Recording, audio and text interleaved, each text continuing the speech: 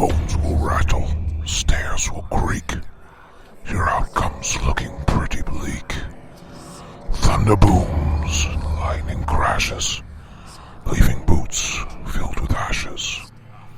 As we lay you down to rest, we read the pages of the Dead Man's Digest.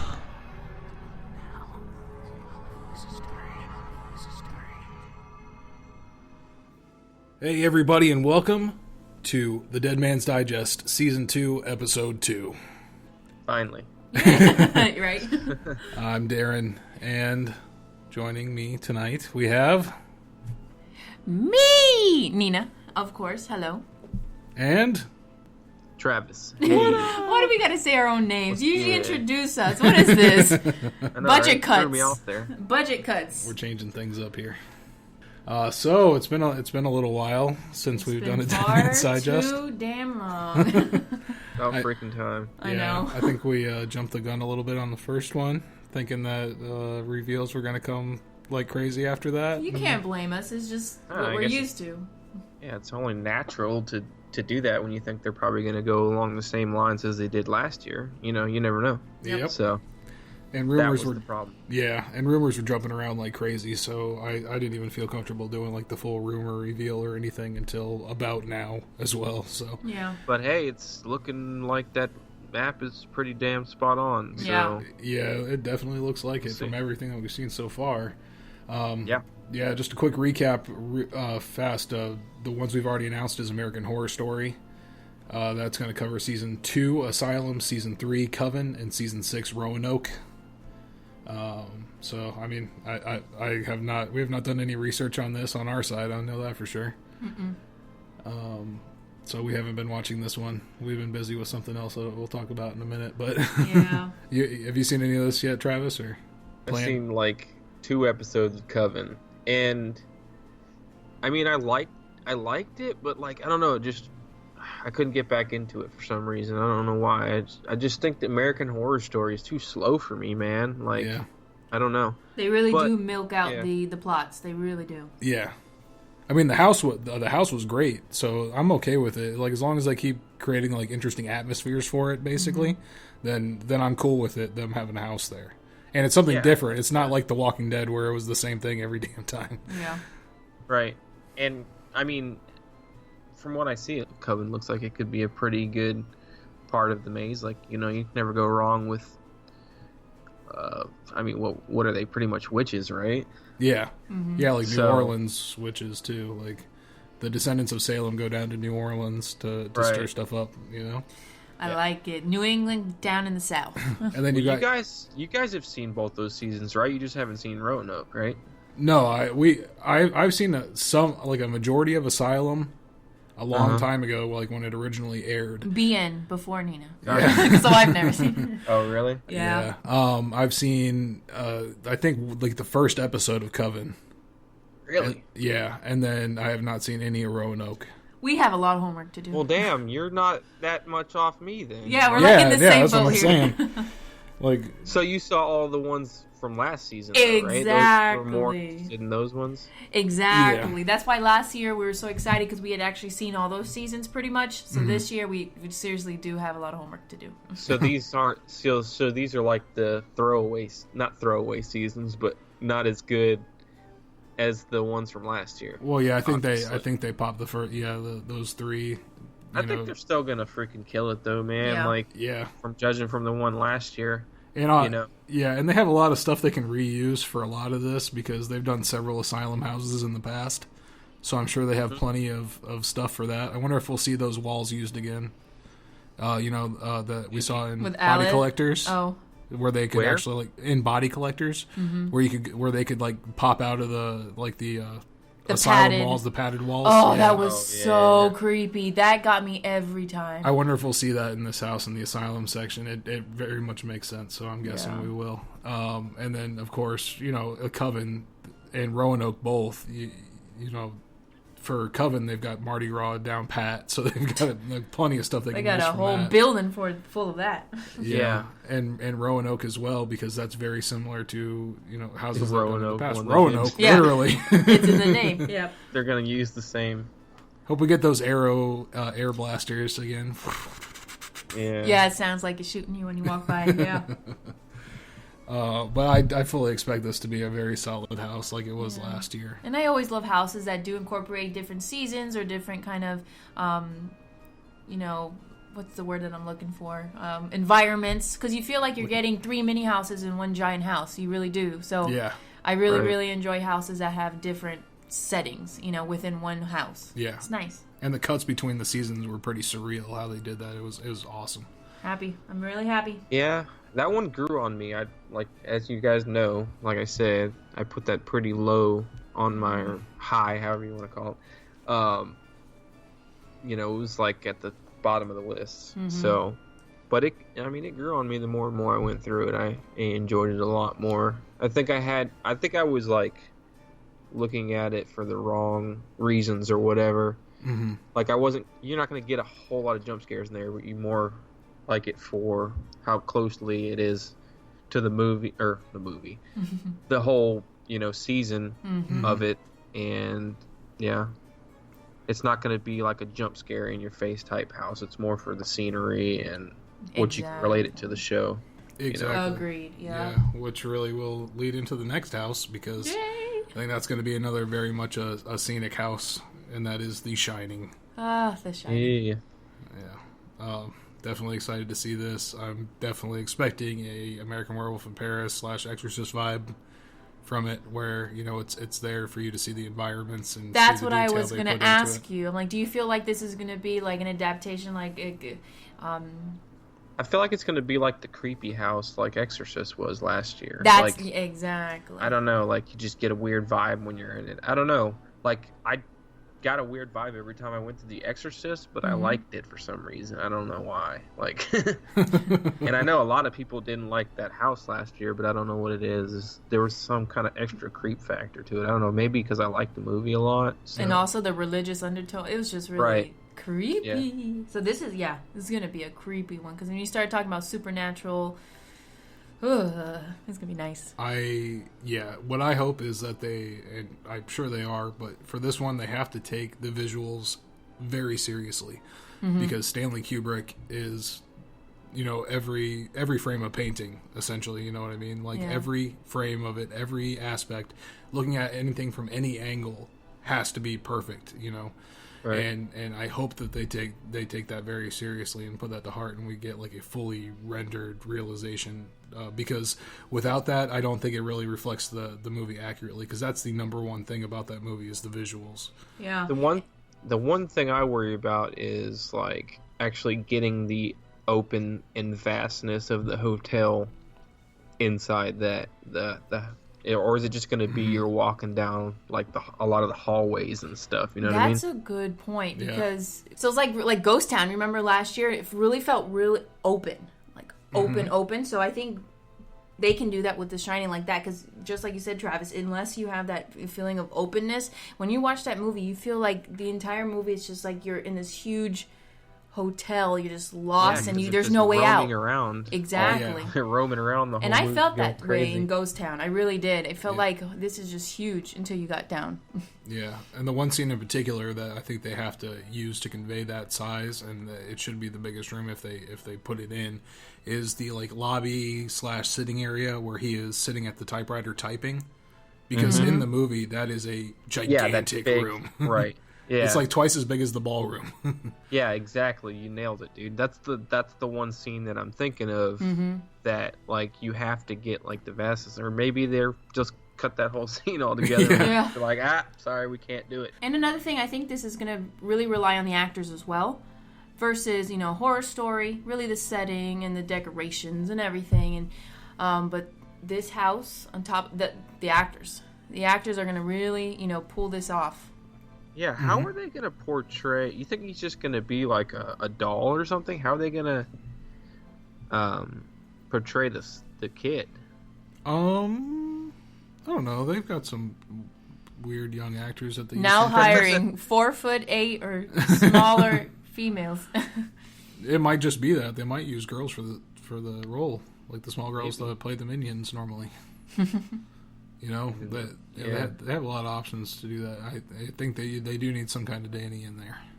Yeah. So I don't know. It doesn't seem like there's that many people that are excited for this, man, for some reason. I don't know why. Weird. Like, I mean, if it sucks, man, it's gonna like suck bad, and people are gonna, make fun of it.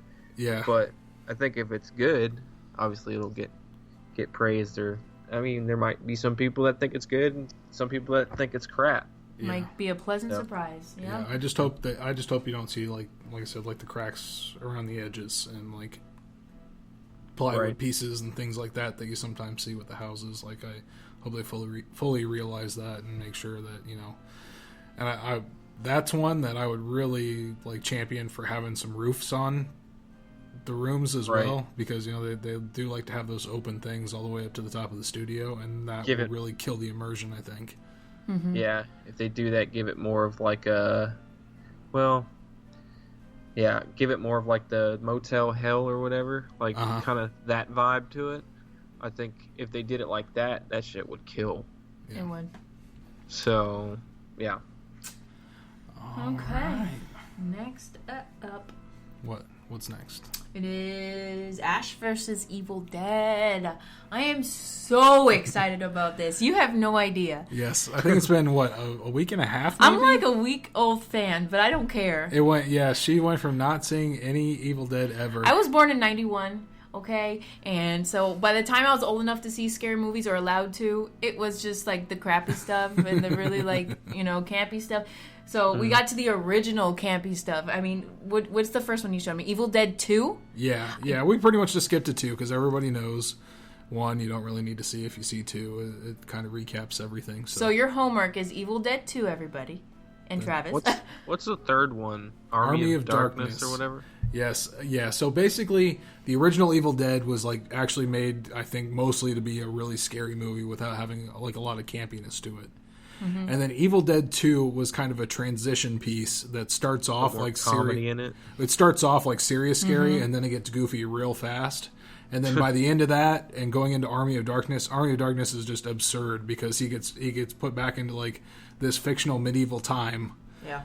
Where he's like helping a kingdom defend against these deadites, the deadites that are attacking the kingdom. So yeah, it's definitely a transition thing there where you can see where the director and writer just decided to change things around completely. And then Ash versus the Evil Dead really just encompasses the campy part of it. But what makes the only thing that saves the show and the movies is Bruce Campbell. Yeah. The actor who plays Ash. He is phenomenal because he is just so cheesy, but in a way you're just like, you're funny and cool, but like I want to be like you, but you're just he's just so awesome. So seeing him as an old guy on the show, when you saw him younger, suave and cool, always hitting on the girls, he's just got that personality. Just coming back as an old guy, still.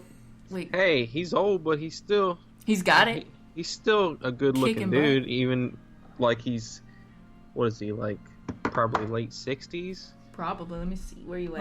Probably like late 50s, early 60s. Oh, he's 59. Oops. Yeah. Sorry, Bruce. Yeah, you're never going to hear this, but I was sorry. For some reason. I don't know. I guess if I would have seen the movies and knew his age back when those movies come out in the 80s, right? Yeah. Well, the movies came out in the 80s, yeah. And the shows are new. Late 80s, early 90s, right. Yeah. Yeah. And then the show is, What season are they on? They're starting season 3, I think, pretty soon here. But seasons 1 and 2 are complete. So we finished season 1 all the way. We just finished the end of season 1. So how many episodes is it? The first season is 10. I don't know how long the second season is. Are they hour shows or half? Half hour, but they actually play 23 minutes, I think. Mm-hmm. So they show I guess I was going to say they show these, but obviously it's not on cable, so they can cuss and stuff, right? Yeah. There's always like a TV mature thing in the beginning. Yeah, a ridiculous amount of blood. Yeah, it's because for the gore. That's what this house is going to be full of. Let me read the thing here real quick. Yeah, I haven't actually read it. I am thrilled to announce that Universal Orlando's Halloween Horror Nights is partnering with the Starz original series Ash vs. Evil Dead this haunt season. As fans of the series, and of course the earlier films, all of us on the creative team have been waiting years to bring this title to Halloween Horror Nights. Yay.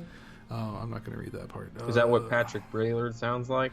No, this was somebody else. I forget who wrote this one. Oh, Patrick Braillard did the Saw one, right? Yeah, I think he might have done this one too. When developing a new haunt experience based on your favorite movies, shows, etc., different challenges may arise. Creatively as a team, we want to give you, the fans, the best experience possible, while still embracing the authenticity of the movie show. I think that really speaks to, really quick, not reading it anymore, I think that speaks to the Scream House and the kind of situation that they had here, because the Scream House was the same thing. This one, they kind of wanted to do just the original Evil Dead and Evil Dead 2, I think, with this one. Oh. And they were kind of obligated to do the show instead? Yeah, the show instead, so they did that. So I think that sentence right there tells you that creatively as a team, we want to give you, the fans, the best experience possible while still embracing the authenticity to the movie show. You know, at least it's not called Evil Dead versus Ash, like they're trying to get around some copywriters. Let's just reverse it. Yeah. Yeah, going back into it, I feel like this house lives up to the stories found within the Ash versus Evil Dead series, and isn't that what every fan wants to say? We're going to take you, regardless of your awareness of the show or the characters, and throw you into the loud, brash, and very bloody world of Ash. Very, very bloody. Oh my god, yes. Very bloody. There are deadites to kill and evil to stop. Let's get to it. With stops in Choklahoma City and Diami. The house will feature various locations from the first two seasons of Ash vs. Evil Dead and lots of blood. And for those in the know, the answer is yes. We'll be going back to the cabin, with a few other surprises along the way. What's the significance of the cabin? The cabin is where the first Evil Dead movies takes place. The Evil Dead and Evil Dead 2. And without ruining it, there's an object which summons something bad, and it is first acquired in the cabin. Yeah. That's spoiler free. I thought he had a hand in the first one. He did have a hand in the first one. You gotta watch it. You gotta watch it. No, in the first movie he has a hand, and in some of the second movie he has a hand. So, does he just move? Where does it take place? Does it say, or does he travel around to different states? He does travel. They travel a little bit in the movie, but in the show for sure. Yeah, well, I'm looking at. I think it literally starts in Oklahoma City. Yeah, and then Diami is what, Miami? Yeah, but we haven't seen the second season yet. But at the end of the first season, he's heading to Jacksonville, which is like a magical place to him. Why Jacksonville? I don't know. Because that's where he was originally going to go to after the Evil Dead 2. I know. A lot of crime. And just other things happened. Yeah. It's so good. He'd probably end up settling in St. Augustine, right? Yay!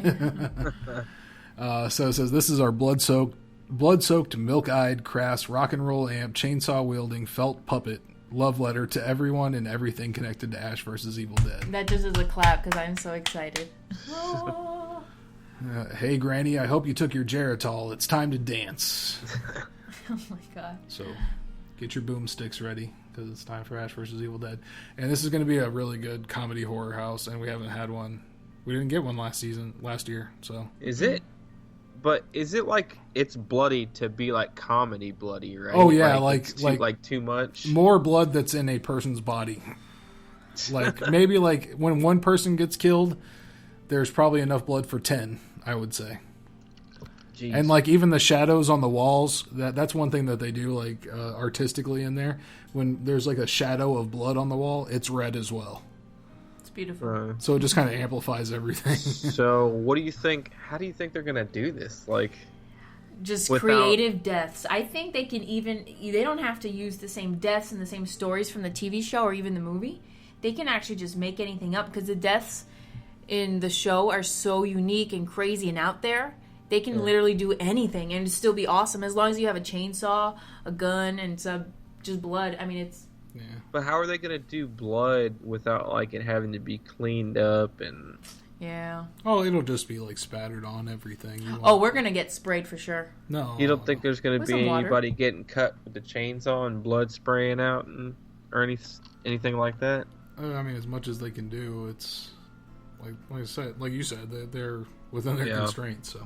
Yeah. Right. It's hard to do blood like that in a house. Yeah, they typically don't. So like they'll mime it and do that kind of thing. You might see some projections of like blood splatter on walls and stuff. I think that's very likely for this house. So yay! But then just bringing that comedy back into it is what I'm excited about, because those have always been my favorite houses. But they better not 3D this house.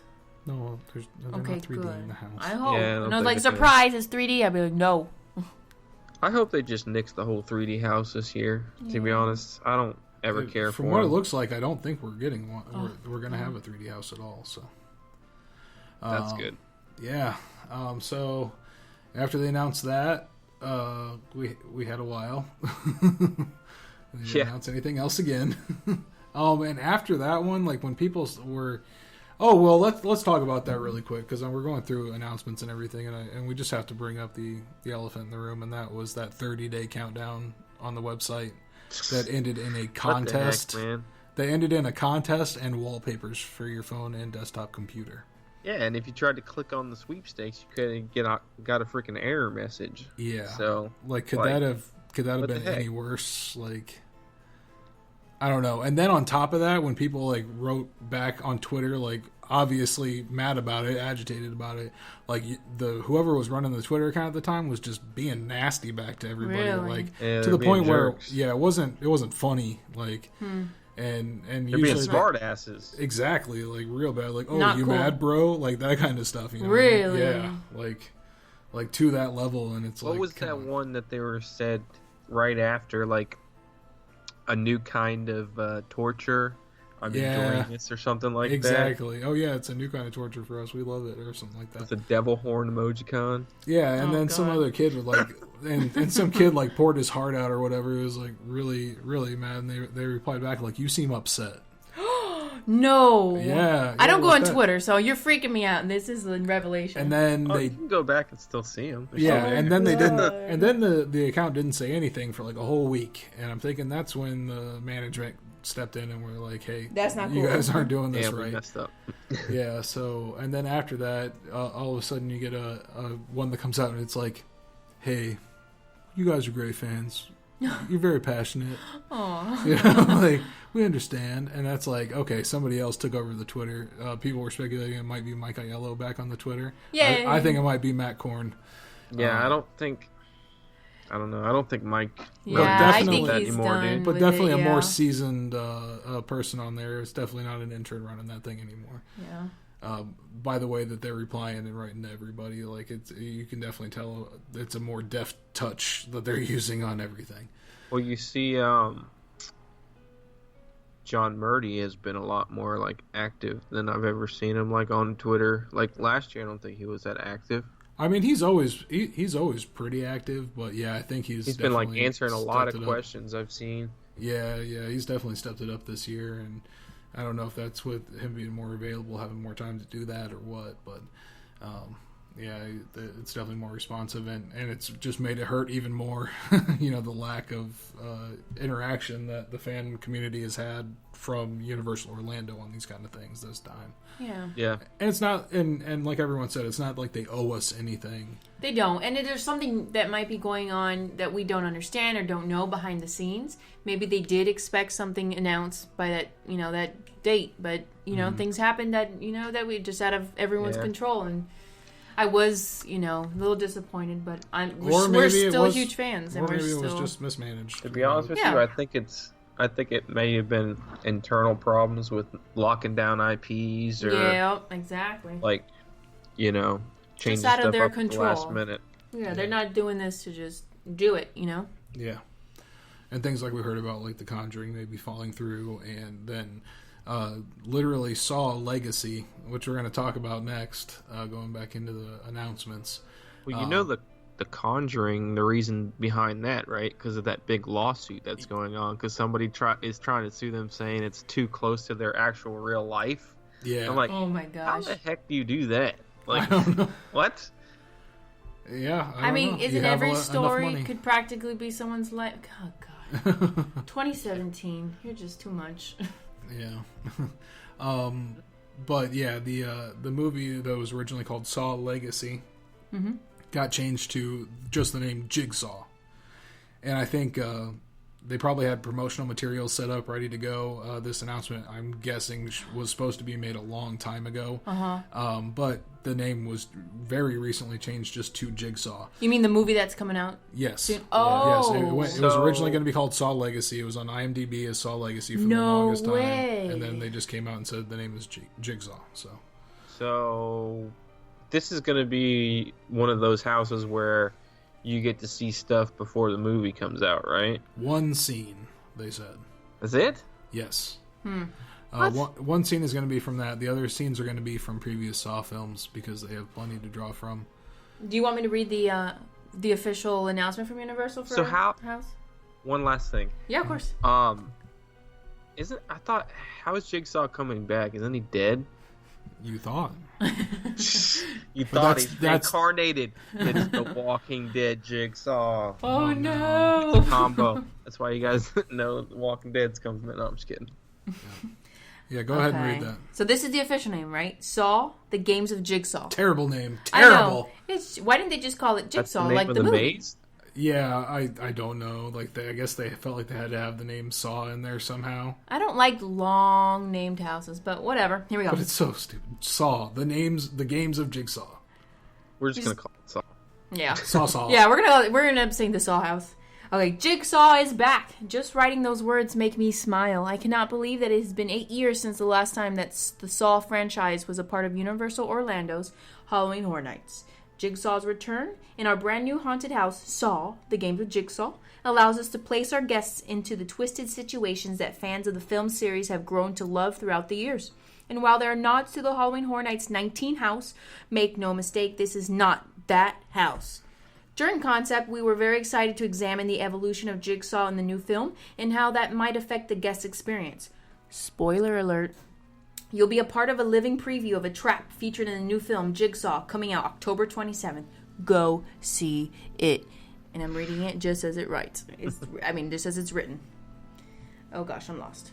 I turned my phone. Where am I? Also placing the house in a different location this time around gave us another way to elevate the scares.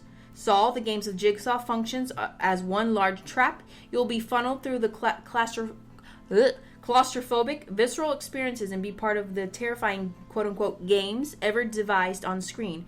Trials that you may be familiar with and some that are completely unknown to you. Sounds fun. The game has changed. Evolved. Drop the mic. So breathe. So Travis, you said you've never seen any Saw movies before? No, it was never my type of movie, man. Like, I don't... You only seen people get killed? No. Well, I like slasher films and stuff like that, and even, like, I take, like, Texas Chainsaw or something that has a lot of stuff like that, but I don't know. There's something that I don't really care to about watch killing people for get, fun. like torture porn? Getting tortured and stuff. So, I never... That's what it's called.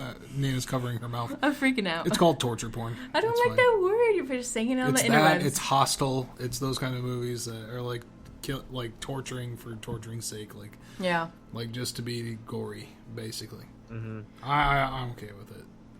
Yeah, I like the movies. I really enjoyed the house. I really enjoyed the house. Maybe it was because I scare so easily, and the last house was just full of cages, and the different scenes and scares were encased in the cage. This is the year I did not go, so. Oh, and they had those little TVs, the fatback TVs around. So CRT TV. CR what? CRT. Oh, okay. And so the TVs are around, like your video camera, and you can see like different people being tortured around the place. So you just felt like it was a maze, and you're trying to get out, and there was one scene. There's this big guy sitting in the cage. He's just like, "Help me, help me!" He's got the big box, the collapsing box. Remember the movies when you had to get the key? I think the key was in someone's stomach, and you had to get the key out to unlock it until the little cage on your head would just collapse and it'll squish your head. Oh, okay. See, I'm not trying to watch anything like that. Like, yeah. I mean, it'd probably be cool in a house. Yeah. I don't know. I mean, it says it's like a claustrophobic kind of house, so the maybe last I'll one like it. was I tend to like those type of super houses. claustrophobic. Yeah. Yeah. Really? It looks like this one, if the rumored map is true, this one's going in Shrek. Donkey. Really? Yeah. It's a baby house. Yeah, so they did a pretty big house. They've done pretty big houses in Shrek. I know. They've seemed very long. Yeah, Krampus seemed pretty long. That's true. Krampus did feel really long. And the one before it as well. So. Alice. Yeah. Yeah. Alice. So that's okay. Yeah. So, I mean, out of the ones they've announced, that's like the bottom of my excitement list. But still happy, still excited. Yeah. I think it's going to be a solid house. At least, yeah, really cool visuals and a good opportunity for the scare actors to put on scenes, which was really cool. Like in the Halloween house, for example, where they were able to play out a scene as you went through. I thought that was really cool. Maybe me not seeing the movies and knowing any of the scares or anything will make it better. I don't know. Yeah. We'll keep you on that. Don't watch any of the movies. Yay. And we'll see how it goes. Less homework. We'll do a comparison. Then we'll have you watch a movie after the first weekend, and then we'll see how you do the second weekend. Right. This is terrible now. So that's still the extent of the houses that we have announced so far. There's still one more announcement. Yeah, there's still another announcement, but that's all the houses so far. I know. I just know a lot of people are going to be sad about this next one. And a lot of people are going to be indifferent, like me. And me. But I just know we have a lot of friends, like our friend Owen. There's a lot of people that are going to be really bummed about this next one. I can't do this one. One of you guys do this one. Travis, you want to go ahead and do this one? Spill the beans. After many, many years, what is this? 92? 91? They started? It's like 26 years. It's as 91? old as I am. Oh, wait. No, are you right? 92? It started in 91. It started the year I was born. I thought it started in 92. Yeah, because the first year of Hornets was 91. 91. Yeah. It's the same year Beauty and the Beast and Hornets. So I my think favorite things. This was the second year. Right. They didn't do it the first year, did they?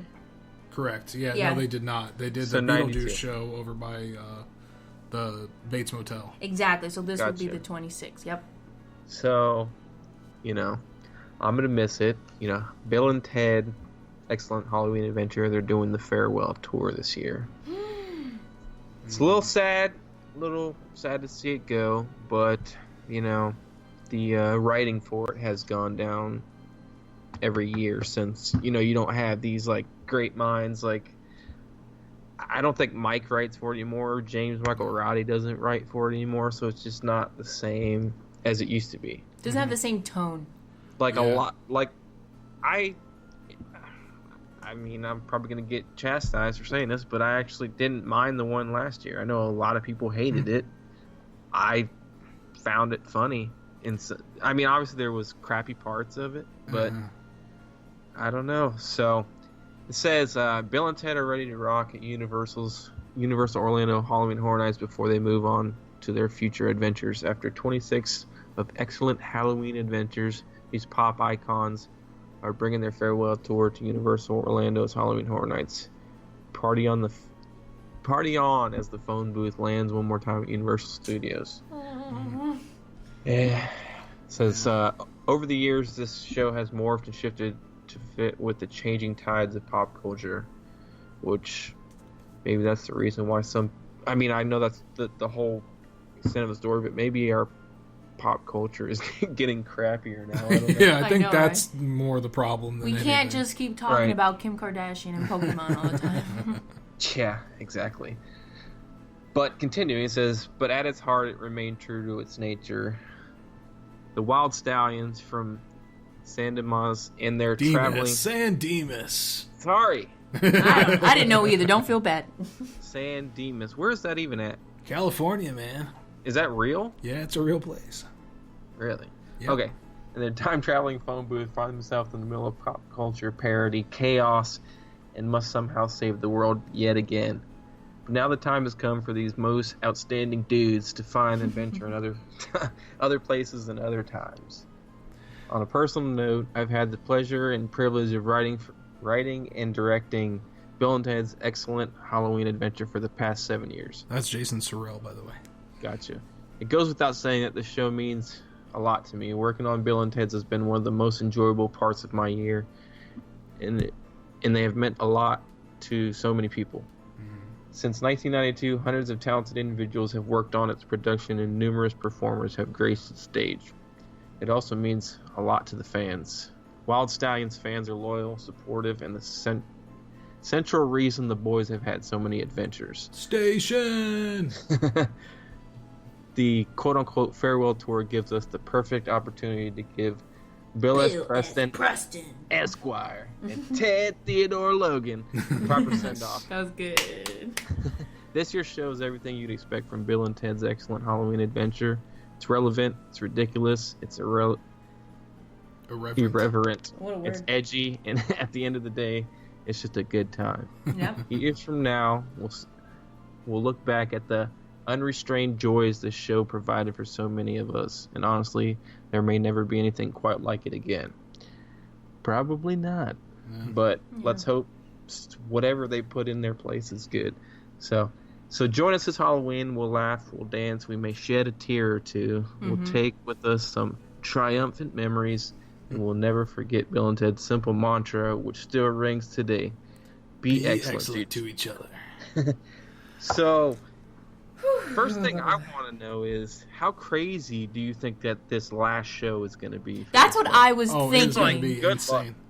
You better have a freaking RIP tour that night. You better be standing there from the second the event opens. I mean, there's going to be a line for the last show. That's a good idea to do the RIP tour that night. Yeah. Honestly.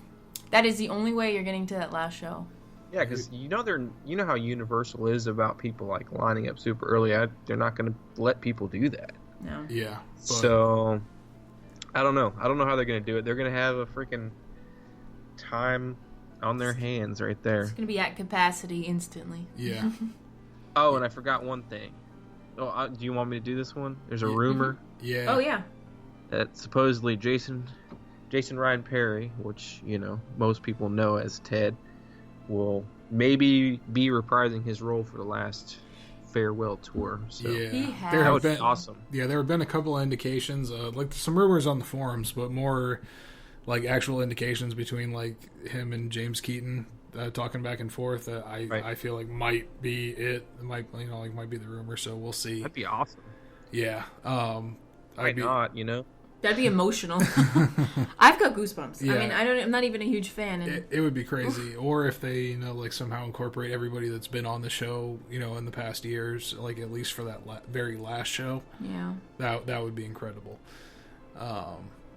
Because the one that plays Bill has been doing it for a while, right? Like Yeah, for a very long time. I don't know how long exactly, but I think at least for like the last 7 years he's the one that, most people know, you know what I mean? Yeah. They think of as their Bill. So, I don't know. You think that had to do with why a lot of people didn't like the show last year, because it was a different Ted? I don't know. I think the guy that played Ted last year was really good. He did a great job. Yeah, great job. I thought he was good. Yeah, for someone that has big shoes to fill in there, right? He did a great job because not only is he filling the shoes of Jason Ryan Perry, but before that, James Keaton has had that role before as well, and Kevin Vincent. Like, there's been a lot of good Universal actors that have taken up that role, and he did a great job of jumping right in there. It's definitely big shoes to fill, man. Especially when you got to do that. You got to do that. How many times they do that show a night? Like 5 or 6 times. That's what I was thinking. That is a toll on those dancers. Mm-hmm. I mean, props to them. I feel like it'd be fun though. I probably could never do it because I don't. No way, not me either. I don't think I could perform in front of that many people, but yeah. It would if you had the. Let alone in your underwear, practically. Yeah, no one wants to see us with our shirts off. We're good. Right. So yeah, that would be awesome if Jason came back and did it for the last year. I mean, unless his schedule is conflicted, I don't see why he wouldn't do it. It's the last one, man. You got to do it. Yep. Yeah, I hope so. I hope.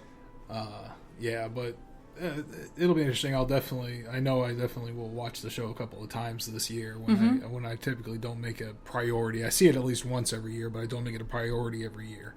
Right. But I definitely will be this year to see. We always go at least once, but I think this year we're going to go at least a few. I feel like I'm going to try. I might try to do it every night if I can. Yeah, I think this one might be way more Bill and Ted focused. I hope. Somebody get like 20 Bill and Ted viewings. Yeah, that would be awesome. Yeah.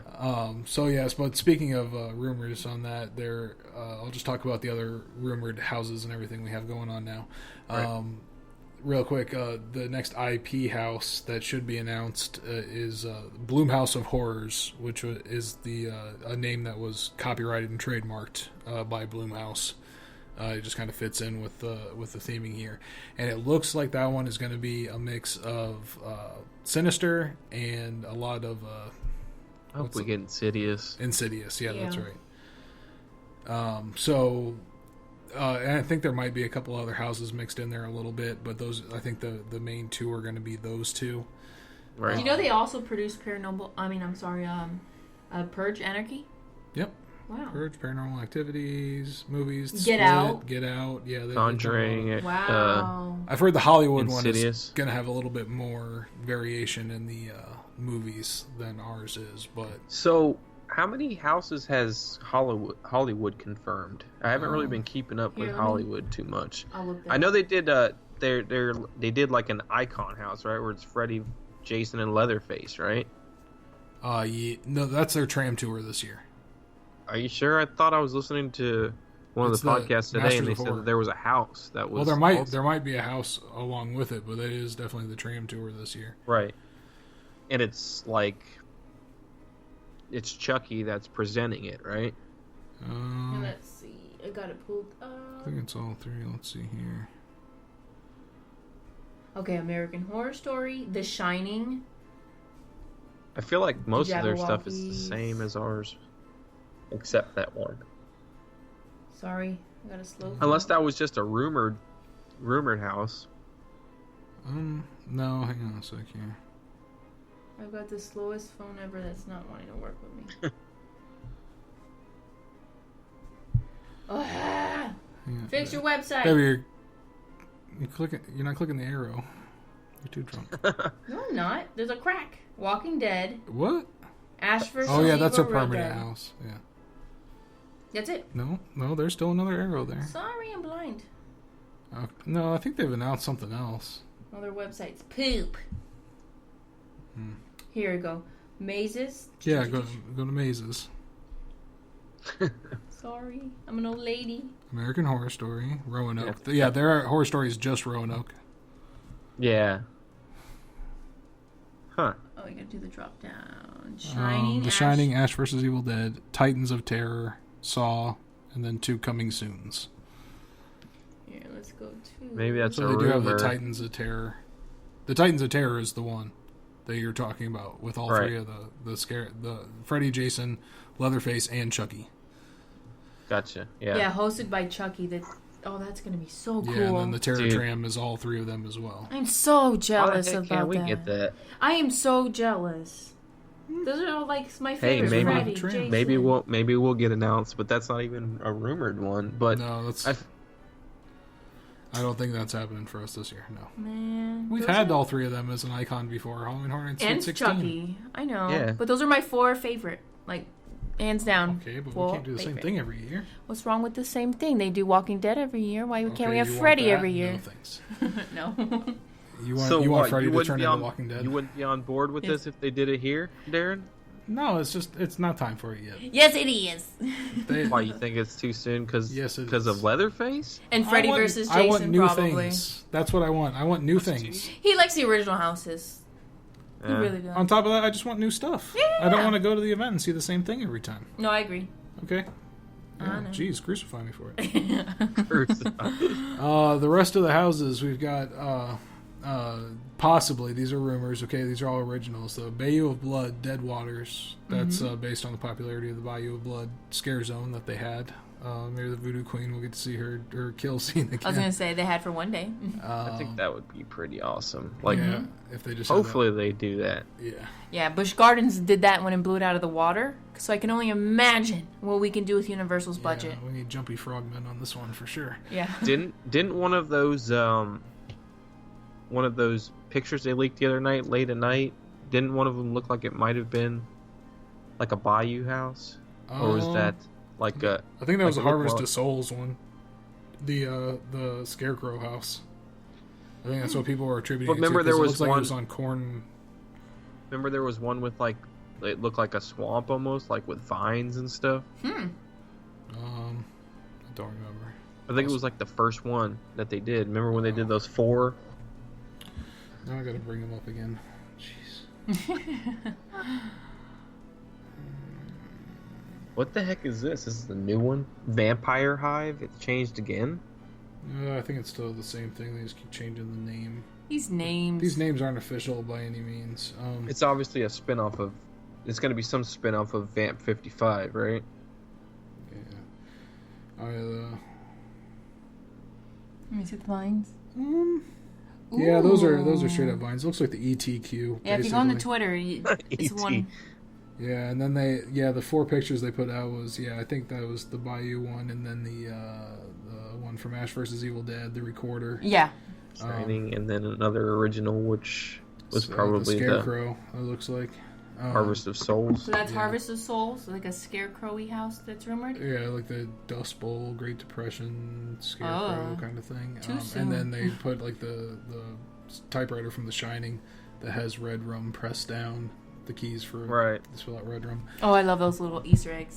So this house is rumored to be based on Bayou of Blood, the Scare Zone, because it was so popular. So, and then Travis, you hinted Vampire Hive. Awesome. Yeah, what's that about? Vampire Hive. That's the one that's taking the place of what the Conjuring house was going to be. I've heard they had started work on the Conjuring, but not gotten a whole lot done on it. So don't expect like a whole Conjuring vibe. But it's kind of like, from what I've heard and like what I'm putting together, I'm gonna say it's like either a frat party or like a teen like party, like Halloween party, where everybody's drinking and all that, and then and of course it runs on the concept the vampires need to be invited into a house. Right. So what's the perfect time for that? Halloween, where they can wear a costume. So the vampires dressed up in costumes and entered the house with everyone and then killed everybody. Cool. So you've got a bunch of vampires that are dressed in costumes.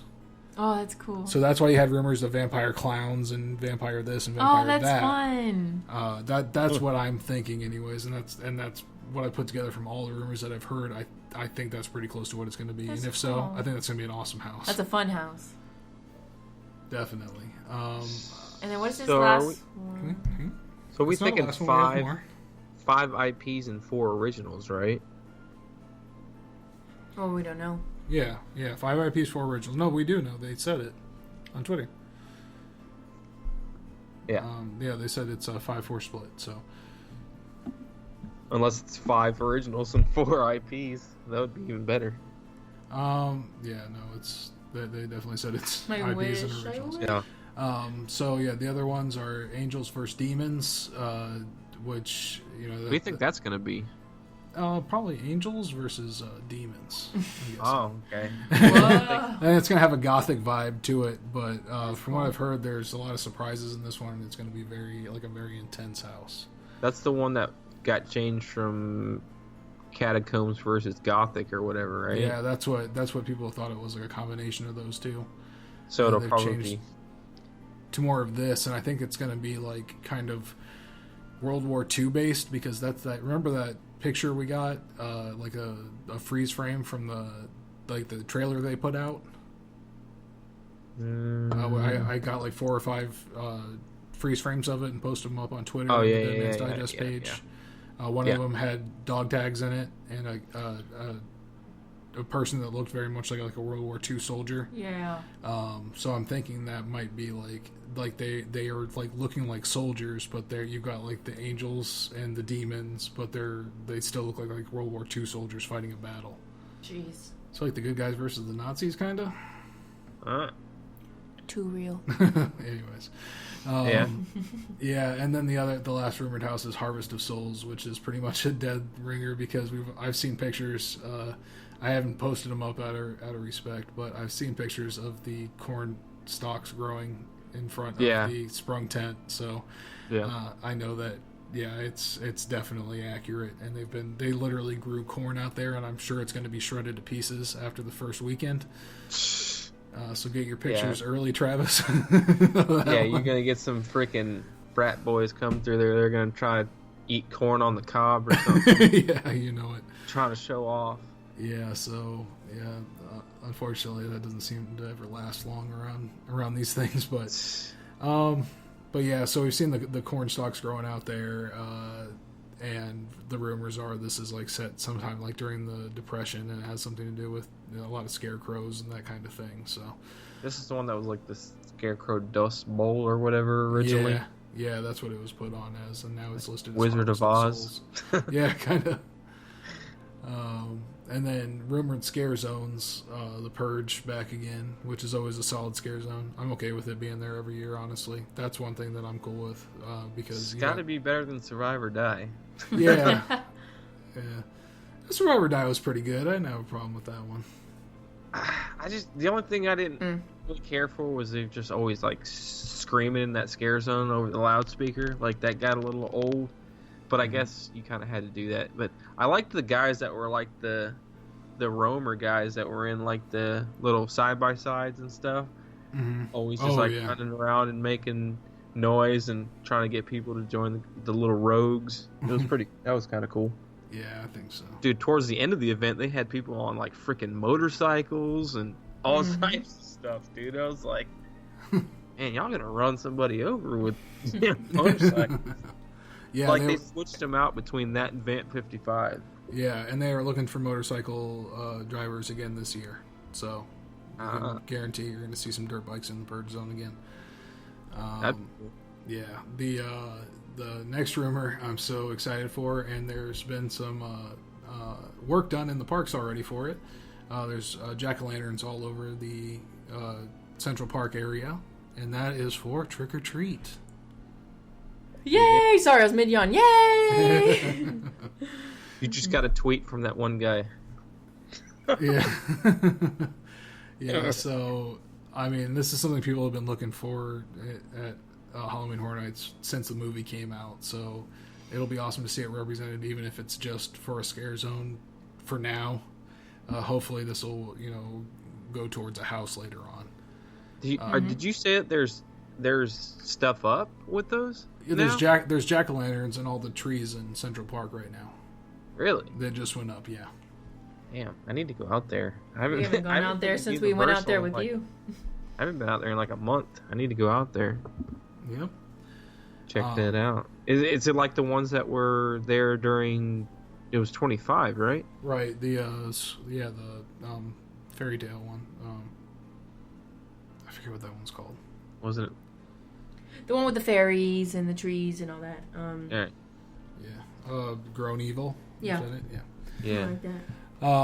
And then other ones that are rumored are the sci-fi creature, like the creature feature scare zone, and that is rumored over by San Francisco area. Cool. So Swamp Thing and that one could either be really good or really bad. or really cheesy. I think it's going to turn out to be good because the other black and white scare zones they've done over there have been really cool. So they better have a big UFO or something over there, like crashed and where the ship was last year. Expect to be something like that for sure. And then Festival of the Dead has been another rumor for a while, kicking around for the Hollywood area. Right. So yeah, Purge was over in New York, by the way. I didn't say that. Right. Festival of the Dead in Hollywood, which would allow for like having like floats as centerpieces in the middle, along with scare actors walking around as well. I think that really fits in for that area and works because we've had multiple stages there that have worked very successfully in the past. Mm-hmm. They have to be ones that like people can get through, like where they're just kind of quick scares because you're right there at the front of the park. So yeah, and then the other scare zone, the main drag there. As soon as you come in, on the speculated map from Horror Night Nightmares, it's only listed as IP zone. So another IP of some kind, and as far as we know, like there are no rumors like coming out on this one. So it's going to be an IP, not an original scare zone? That's what people have said, but what IP, nobody knows. Nobody's speculated? Yeah, not even speculated. As far as I can find on the forums and everything, I haven't found anything about it. Dang, I wonder how that one didn't get, unless they just don't still don't have one yet. Yeah, I don't know, but location-wise, if they wanted to throw in maybe the clown guys from the current season of American Horror Story Cult, that might be a good place to do that. Oh, they have a new one? There's a new season? Yeah, the new season that's going to come out this year. Oh, gotcha. Is American Horror Story Cult, and they have they these, released anything? Yeah, they've done a couple of promo videos, and they have these like clown cultist looking guys, like really creepy looking dudes. Yeah. Well, that would make sense with the house being right there. Right there, yeah. Yeah, it makes sense. So we'll see if that happens. That's purely speculation on my point, though. And they can have their other chainsaw guys around there too, other clowns. Yeah. And we know Bill and Ted, this is their last year, like you said. Most likely that Fear Factor is getting raised for Ministry of Magic add-on to Diagon Alley. So that's most likely why that stage and our is dancers going away. are coming back. Yeah, Academy of Villains. They're so good. Yes. Yeah. It's not 100%. It's a rumor. They have not officially announced that. Go on any of the dancers' Instagrams. Come on. You know they're coming back. And I've heard that they're probably going to be coming back every year, like as a staple to Horror Nights. That's what I've heard. But I don't know how true that is. Yeah. Well, I mean, as long as they're successful, we'll see. But they're going to have to definitely add something else. One show isn't going to work. Yeah. And where, like we were talking about the other day, where would they put it? It would... Horror Makeup is an awesome venue for that because the sound is good and everything, and it's pretty intimate. But that's the problem; it's intimate, so it's small. Too small, yeah, way too small for the crowds that are coming in for it. So, what about the animal show? Rumors are that's getting torn down as well for Nintendo. So, dang. And on top of that, the stage is permanent there. Right. They've got a lot of stage features that they can't move, like the waterfall and the. I think the problem is the stage isn't big enough. Bill and Ted, they just build the set over what, is Fear Factor, which is usually there, but it's a bigger stage, so they have more room to build on it. Yeah. Can't really do that with animal actors. Plus, animal actors, I mean, it looks big, but it's still not near as big as the Fear Factor one is. Like I said, that set is permanent. You can't take up what's there. It's built into it, so you would have them running around on little animal platforms the whole time. That'd be awkward. That would not really work out for them. So yeah, that's all for Horror Nights that we have so far. I just want to run through real quick Hollow Scream because we don't have a lot of time here. I want to get through some questions as well. But Hollow Scream, we've got so far they've announced Motel Hell, Unearthed, Deathwater Bayou, Zombie Containment Unit coming back. Those are the houses that are returning so far. They've also announced that zombies will be riding not just the bumper cars this year, but all the rides. Dude, that looks so crazy, man. I can't imagine what those on-ride photos are going to look like, dude. Yeah. And including the trams. They've also posted pictures of the zombies on the trams that you ride to and from the park from the parking lot. So it might start at your car, basically, this year. They're going to be touching your car. So be like, get away from my car, man. Yeah. And when the Universal Orlando reveal turned out to be pretty disappointing after the 30 days, Hollow Scream took the opportunity to really quick jump on. They jumped on that so quick. Yeah, and what was it, on Snapchat or something? And they put up a few different things. They showed a walkthrough of one of their new houses. Very preliminary walkthrough, but it's called Demented Dimensions, and it looks very much like a Twilight Zone theme on there. So I'm down for that. Yeah, and then today they tweeted all day long with different tweets that just had one letter capitalized, and when they got done with it, that all those spelled out Undead Arena Live. This is not Zombie Containment Unit, but this is like the storyline has to do with like the worthy and the unworthy, and the worthy make the unworthy go through this zombie arena. Like it's kind of like a Purge kind of theme, like with the like I think it's kind of like a rich versus poor kind of aspect. But they've also included their zombies in it because that's what Hollow Scream likes to do. Cool. So that's what they've announced so far. They're always a solid event, so I'm excited to see what they do with those two new ones, and they always do a good job of improving the old ones as well. So yeah, definitely excited to show Moving on to some emails and questions. The first one is from Brittany Dwinell. She says, here's a question for Halloween Horror Nights fans. Work allowing, I was planning on doing Halloween Horror Nights in Orlando this year, and my wish list was to do Hollywood as well. How lucky. Now, with both parks doing such similar things, is it worth it to go this year, or should I wait for a time in the future when the event is more varied? Thanks in advance. Good questions. Yeah. From what I've seen from past years, it's very different between our event and their event. Even the houses, like, there's not a lot of similarities in the houses between the two either. Yeah. And even if there's houses that are, similar, the same kind of house, it's neat to see, to have that opportunity to see two different creative teams create their version of the house. So that would be nice to kind of see. Yeah. I mean, if it's financially, if time and you have it, I say, heck yeah, do it. But at the same time, it would kind of, if you're limited to, do something like this maybe once, in 10 years, maybe wait to another year, and you can kind of, you do Universal Orlando this year and then Hollywood another year. But hey, that would be cool to compare and contrast the same year, similar houses, just different perspective. Yeah, I think it has to do with, your money situation, to be honest. And if you, I don't know. I'm kind of thinking about maybe taking a long weekend or something and going out there checking it out this year. Yeah. Just to see, because I haven't been out there, and for sure that the weather will be a lot nicer than Florida. It won't be so hot and humid. Yeah. But I don't know. To be honest with you, that's a hard question. Yeah, and they got their Terror Tram this year, and like I said, it's they've got a whole other house that's different than ours. Their American Horror Story is different than ours. It focuses on one season, so you're going to see that delved into in more detail. Right. And then it's just a very different event in that it's a dry event. There's a lot of different aspects that are totally different in there. So I feel like you'd have no problem going to both. We have friends that go to both every year and don't have a problem with it. So if you're able to, and it's if it's feasible for you, I would definitely recommend it. Why not? Yeah, cool. It's cool to see like Nina was saying, it's cool to see the two different. While it is technically the same event, it's two different teams doing it on two different coasts. So you're gonna get it may be the same house, but it's not.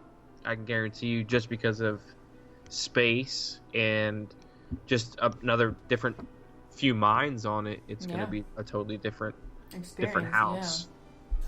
But as long as you got that, it's still cool because you still have that common ground, because you're looking at Horror Nights in Orlando and you're like, yeah, I like a lot of that stuff, but then you get to go over and see it with a different mind. So, like I said, if you got the money, I would definitely do it. Definitely. And then the next one here comes from Claire Goodwin. Do you want to read that one? Sure. To anyone wondering about Halloween Horror Nights Coca-Cola codes, I just called Universal to ask about the Florida resident stipulation. He was awesome and basically said that it's fine and would add the code for me over the phone. I didn't even need one. All I had to do was print the tickets from a kiosk at the hotel or parks. Interesting. And that is kind of telling you that's a way around having to actually see a person. Yeah. Probably. But that's Universal support telling them to do that. So I feel pretty confident telling people from out of state and out of country that have been asking me about it, go ahead and do it. Yeah. I mean, they've never ID'd us. I mean, at the ticket thing. How would they know? Yeah. So if it's at a kiosk and all that, we picked ours up at Will Call last year. So you never even talked to a person at all. So yeah, there you go. You can use a code that exists, or like you said, Claire did, call customer service, and it's very likely they'll add it on for you.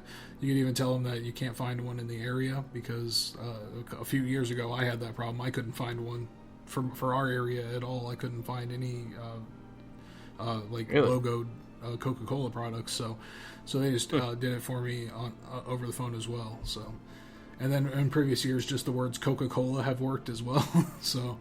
It really depends on how they're doing it this year, but from what it sounds like they're kind of unofficially endorsing anybody using it. So yeah, they don't care if they're getting your money. they're getting your money anyways, so it doesn't matter. Like, I feel like most of these prices are made up anyways. Like, you know, obviously they're made up if they're just letting anybody use the Coca-Cola codes. But I mean, yeah, that's cool that they're not just sticking to just Florida residents. So yeah. The next one is from Gord Piscalny. Do you want to read that one, Travis? Sure. Yeah. Gord says, I'm listening to the current episode right now. I'm assuming he was talking about UUOP from this week. Yeah. He said, last year was my first year at Universal and HHN, and the slow build-up to the full reveal had my anticipation at fever pitch. I knew I was going again this year and bought my tickets pretty early on, but I was looking forward to the slow tease again. I'm excited to get back, but it's nowhere near as high as last year. I feel you, Gord. I was about to say the same thing. I have the same feeling. Well, yeah, that's us. We've been wanting to do shows and stuff like that, and right. You know, the hype just hasn't been there because they're not doing their reveals like they normally have. So, so yeah, it makes it hard to record shows if you don't have anything to talk about, unless you guys want to know about our daily lives, and I'm sure that's not very interesting. So, not very terrifying. No.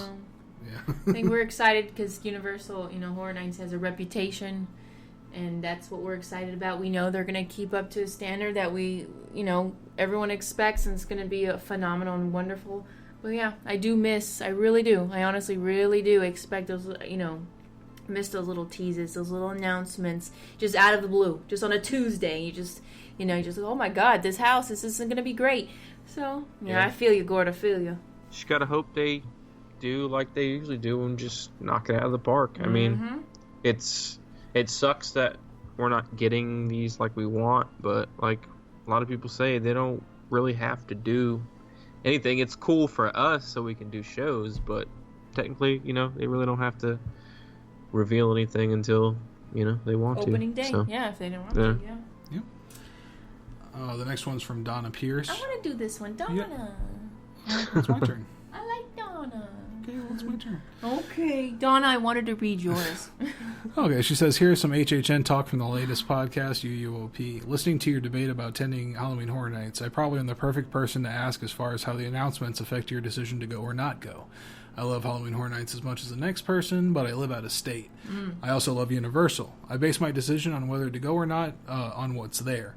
The prime example is last year. I had planned on going to Halloween Horror Nights 25 because I heard it was going to be spectacular, so I started planning for it almost a year in advance.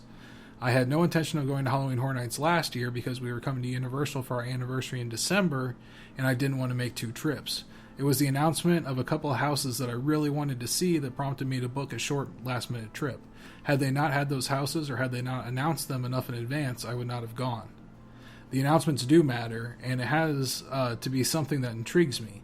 I am sure that there are other people like me. I was already planning on the trip this year. Had I not been planning on it, I probably would not be going to Halloween Horror Nights this year because of the lack of announcements.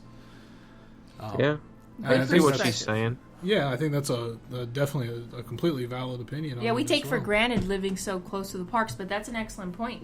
Coming from a different state or country. Yeah. Yeah. I mean, I understand. I mean, I get it. I get it. Yeah.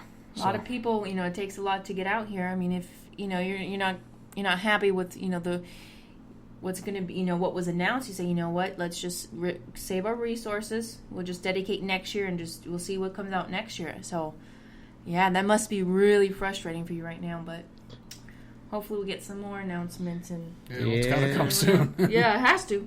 I mean, and she lives, I'm assuming Donna lives in America. Yeah. So imagine that for, people from UK or even farther that want to get over here. Yeah. It's got to be even more hard on them, Yeah. It may, who knows, it may end up hurting sales this year. You never know. Yeah, it might. It really might. It's possible. We'll see. If so, good, because there's too many people there. It's not gonna hurt. It's not gonna hurt local sales, but well, you know what? I would like to see their sales get hurt because that's what it's going to take for them to take a look at the event and do like a full overhaul. You know what I mean? It's not until the event starts hurting that they're going to go, all right, now it's time to make a change. And when they make a change like that, it's something cool for us, Yeah. So. Not meaning we need a change yet, but eventually we're going to need a change. I'm okay with the change now. Okay. Do you want to read the last one, Nina? Of course. Allison Schilberg. Question about the annual pass holders getting early entrance into 3 of the houses at Horror Nights for the first 2 weekends in September. Does that only apply to those not staying for Stay and Scream, or does that apply to Stay and Scream as well? Because I know we get let out super early to the houses if you do Stay and Scream, like I've done the last few years. So I wonder if that's just the same time as Stay and Scream, and they let annual pass holders into the park before the public. Well, first of all, Stay and Scream, you don't get in super early. Yeah. You get in maybe 15, 20 minutes ahead of the event. Right? I think it's like 45. I don't know about 45. I don't think so. 6. We weren't like from Finnegan's. We didn't have 45 minutes. After you got through the first house, they were already opening the gates. I think like 20. I'm trying to picture my watch when they let us free wild animals into the park. I feel like it varies every day. Like sometimes they'll drop the gates earlier. Yeah, it does. But I mean, I felt like when we got out of the house, the first house, the gates were opening or open. And people were coming in from the outside. I feel like it doesn't even really matter anyways, because majority of the time you can only get through one house anyways, because the other ones aren't even open. So yeah, well, it's true, but yeah, and I do recall that you can't get from area to area. Like you're kind of stuck in that one area until everything opens up. Right. If I'm not mistaken. Yeah. Exactly. So if you do get through the house very quickly, when you come out, you're just gonna like sit at a rope and wait for the next one. Yeah, something. they block off the areas. That's what you're not Stay and Scream locations are. You got a dedicated house to that until the official event is officially open. Yep. Yeah, but yeah, I don't know what getting early access into 3 of the houses. I haven't heard that. Let's see. Actually, there was. Oh yeah, no, we got into 3 houses early with the annual pass holders last year. You talking about 3 different houses in 3 different areas, or 3 different? No, the annual pass holders were all in one area. It was over by the Central Park. The first time they had the whole area in Central the Park. sprung tent ones you're talking about? Yes, sprung tent and parade building. They did that last year though, or was that during 25? They did it during 25, and they did it last year. They had I guess the they pass did. holder events. Yeah, I guess that's true. Because it was Texas Chainsaw. Yeah, so the difference between the pass holder events and the Stay and Scream. Okay, so let's see. You just have an extra. Yeah, you just have an extra blocked off. So instead of doing like only being able to do like one house in the area, you'd be able to do 3. Well, you can always do that over there at the Simpsons holding area. You typically get those 3 houses. Yeah. So but yeah, by the time you get there, get through it, the event's open sometimes. Well, yeah, but you can typically get through those 3. Yeah. And it also, keep in mind, it also depends on where you stay. If you're at a Stay and Scream or whatever in an unpopular house, like you're probably going to get through that house a lot quicker because there's not as much people trying to run to it. Like American Horror Story last year, like if you're at the back of the pack, like you would still be waiting like 20 minutes to get into the house. So let's see. So last year there was exclusive entrance located at the front of Universal Studios, and that's for annual pass holders. Access to 3 designated houses 1 hour before anyone else. An hour. So pretty much she's asking, can you do this and Stay and Scream? No, it's the annual pass holder is a separate thing. And what we're trying to say here real quick is the benefits that you got at the annual pass holders versus the Stay and Scream were that, like she said, the exclusive entrance, the access to 3 designated houses an hour before anybody else, that's well before the other wings open up, and priority seating for the first showing of Bill and Ted's Excellent Halloween Adventure. So this is when you had to go to the side and they give you the wristband and the tents and all that. Yes, okay. Correct. So yeah. So that was the benefits. Yeah, that's the one that has the separate entrance. Yeah, on the side. Yeah. Yes. Okay, I get it. Yep. Yeah. So you go in there and you can go to the holding area. I think starting at like around 4 or 5 o'clock, and then you have to sit in the holding area until like an hour before the event started, and then they opened it up to let you into those 3 houses. Yes, I remember now. Yes. Yeah, and I believe we were able to get through all 3 of them, but the lines were surprisingly long for some of them, even with just the pass holders there. So, and the other thing is, you may not have as good of a run through on these because your eyes can't adjust, or maybe the be a little bit more scarier for you because you can't see anything when you're going through the house. I mean, like nothing. even if you were, like I even tried to wear tried to keep sunglasses on before, and it was still kind of hard to see even with sunglasses. If you don't have sunglasses, you're going to be kind of screwed. Yeah. And also, one of the scare actors from last year told us on our Dead Man's Digest Facebook group, which you should join, by the way. Right. A lot of cool discussions over there. Told us that they actually have an extra shift for those horror night events. So that's something that they typically don't have people there that early. So that they actually have to accommodate. That's how early you're getting in. They have to accommodate a whole new shift for that. So. Yeah, and sometimes that's the other thing. Thinking about it now, those houses. If you go with the early entry for the APs, sometimes they're a little bit lightly staffed because people are still rolling in. So you may not get all the scares or whatnot. That's the other thing about the super early houses. Yeah. So thank you very much, everybody, for your questions there. Like I said, join our Facebook group, the Dead Man's Digest. Post there. That's where we get all our questions from. So I would like everybody to be on there so we can be able to, discuss things and contribute. And, of course, if you have any comments about this show or any of our shows or any questions for future shows, if you're preparing for Horror Nights for the first time, if you're doing any tours for the first time, I think we've done them all between us. Mm-hmm.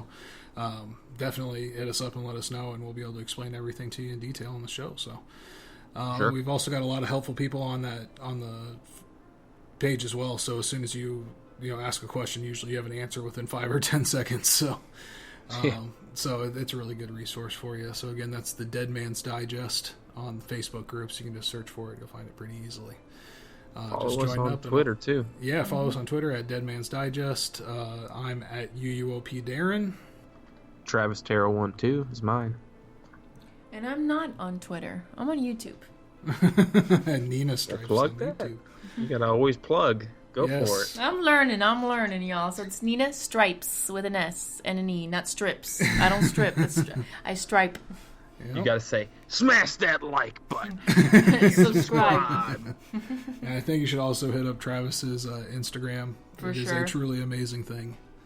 Thank you, man. Yes. Get him to 100,000. Is that also Travis Terrell 12 on there as well? It's T Terrell 494. Oh, T Terrell 494. There you go. Yeah. Some awesome Disney pictures and hopefully some good Horror Nights pictures coming up soon on there as well.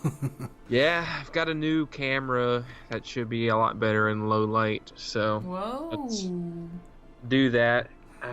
Don't know about getting a tripod in there. I'll try, but it's probably not going to happen. May have to buy a Gorilla Pod or something. They seem to be a little bit more lax on that, but there you go. Or just be really good at balancing it on garbage cans and stuff. Right? That's what I have to resort to sometimes, man. You see what Universal does to me? Yep, you gotta do what you gotta do. Right? It's all anything for the to get the shot. Yep. All right, so that's gonna do it for episode 2 here. Join us hopefully very soon for episode 3. Bye-bye. Bye.